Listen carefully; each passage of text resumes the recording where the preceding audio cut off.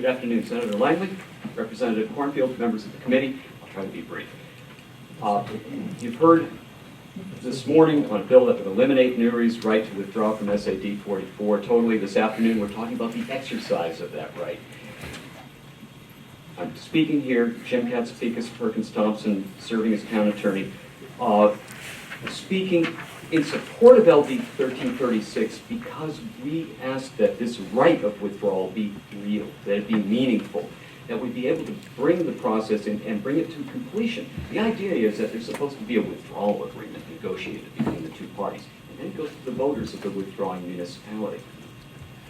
But that hasn't happened here because we haven't been able to get a withdrawal agreement. So the voters can't put this to a final end. A proposed amendment was discussed by Representative Madigan. I haven't seen that amendment. I don't know if it exists in a text form at this point, but what he did say was that he was proposing that both Newry and SAD 6 Fry Island be omitted from this bill if it were to go forward. Strenuously object to that amendment on behalf of the town of Newry. That again singles out Newry, and it again means that we can't get binding mediation to allow that agreement to go to the voters. And I'd note again, it was mentioned that it's somehow terrible that this doesn't go to the voters of all the districts. Right now, under Section 1466, it's the withdrawing municipalities' voters who get to vote on the withdrawal agreement. This bill does not change that. What this does, I believe Representative Madigan's concern was that binding mediation removes voters from the process. I believe that's exactly what he said. It doesn't here.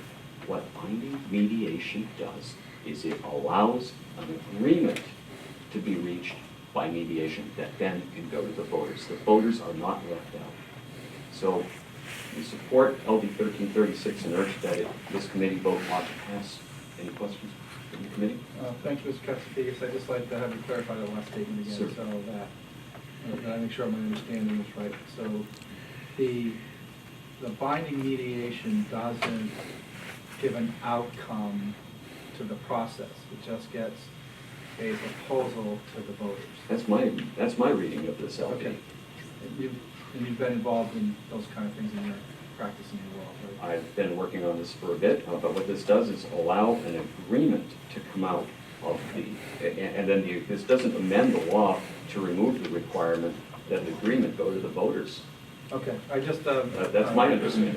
I just want to be clear because I think some of the testimony I've heard has been that would have automatically got them to the withdrawal out of their phase. This doesn't do that. It just gets something in front of them. I don't read this. Okay. I read this as being when negotiations break down, then you call the commissioner to send it to binding mediation, but that if the agreement reached through mediation still must be submitted to the commissioner for approval, and then the commissioner is supposed to send it to referendum by the town that's seeking to withdraw. I don't see that being changed.